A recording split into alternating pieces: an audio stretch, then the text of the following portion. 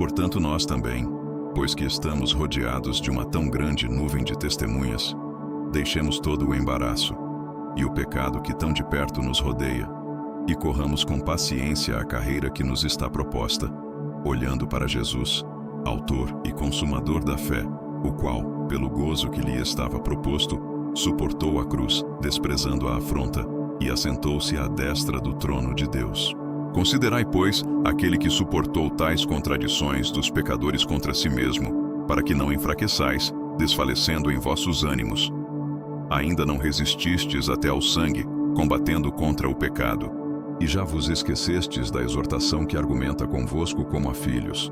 Filho meu, não desprezes a correção do Senhor, e não desmaies quando por ele fores repreendido, porque o Senhor corrige o que ama, e açoita a qualquer que recebe por filho. Se suportais a correção, Deus vos trata como filhos, porque que filho há a quem o pai não corrija? Mas, se estáis sem disciplina, da qual todos são feitos participantes, sois então bastardos, e não filhos. Além disso, tivemos nossos pais segundo a carne, para nos corrigirem, e nós os reverenciávamos. Não nos sujeitaremos muito mais ao Pai dos Espíritos para vivermos? Porque aqueles certamente por um pouco de tempo nos corrigiam, como bem lhes parecia, mas este para nosso proveito, para sermos participantes da sua santidade. E na verdade, toda correção, no presente, não parece ser de gozo, senão de tristeza, mas depois produz um fruto pacífico de justiça nos que por ela têm sido exercitados.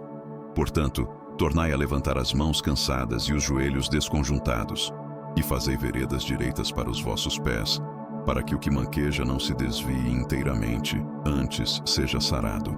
Segui a paz com todos, e a santificação, sem a qual ninguém verá o Senhor, tendo cuidado de que ninguém se prive da graça de Deus, e de que nenhuma raiz de amargura brotando vos perturbe, e por ela muitos se contaminem. E ninguém seja devasso ou profano, como Esaú, que por uma refeição vendeu o seu direito de primogenitura, porque bem sabeis que, querendo ele ainda depois herdar a bênção, foi rejeitado, porque não achou lugar de arrependimento, ainda que, com lágrimas, o buscou.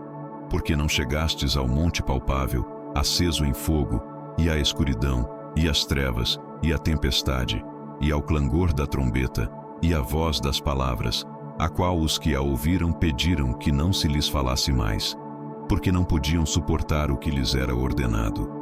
Até um animal se tocar o monte, será apedrejado ou flechado. E tão terrível era a visão que Moisés disse: estou todo assombrado e tremendo. Mas chegastes ao monte Sião, e à cidade do Deus vivo, a Jerusalém celestial, e aos muitos milhares de anjos, à universal assembleia e igreja dos primogênitos, que estão inscritos nos céus, e a Deus, o juiz de todos, e aos espíritos dos justos aperfeiçoados, e a Jesus, o mediador de uma nova aliança, e ao sangue da aspersão, que fala melhor do que o de Abel.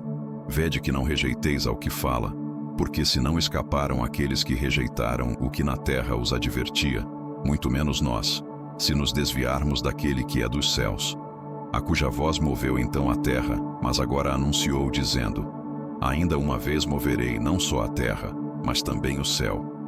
E esta palavra, ainda uma vez, mostra a mudança das coisas móveis como coisas feitas, para que as imóveis permaneçam.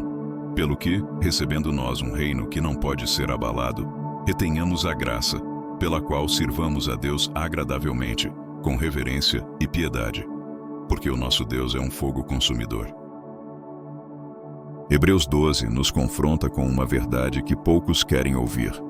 Nem toda dor é ataque do inimigo. Às vezes, é correção de Deus. O texto começa dizendo para deixar todo o embaraço e o pecado. Repare, não fala só de pecado. Fala do que pesa, do que atrasa, do que rouba o fôlego. Há coisas que não são erradas, mas estão impedindo você de correr. Deus não quer apenas que você esteja salvo. Ele quer que você avance. A correção aparece como prova de filiação. Deus corrige porque ama. Se ele não se importasse, deixaria você seguir perdido. A disciplina dói, mas produz algo que o conforto jamais produziria: maturidade, santidade e paz verdadeira. Hebreus 12 também alerta contra a raiz de amargura. Muita gente não perde a fé por causa do pecado escancarado, mas por causa de mágoas não tratadas. A amargura começa pequena, mas contamina tudo: a visão, as decisões e até a oração. No final, o texto nos lembra que tudo o que é abalável vai cair. Só permanece aquilo que é construído em Deus. E isso é um convite poderoso. Em vez de lutar para manter o que está caindo, segure firme no reino que não pode ser abalado. Hebreus 12 não é um capítulo confortável. É um capítulo transformador. Ele não afaga o ego. Ele fortalece a fé. Se essa palavra falou com você, não ignora. Escreve nos comentários: eu continuo. Mesmo cansado, mesmo ferido, mesmo em processo. Curte esse vídeo para essa mensagem alcançar quem está quase desistindo. Compartilha com alguém que precisa lembrar que a disciplina de Deus não é rejeição, é cuidado. E se você quer caminhar com palavras que fortalecem a fé e não massageiam o ego, segue o canal agora. Aqui a gente não foge da verdade, a gente cresce com ela.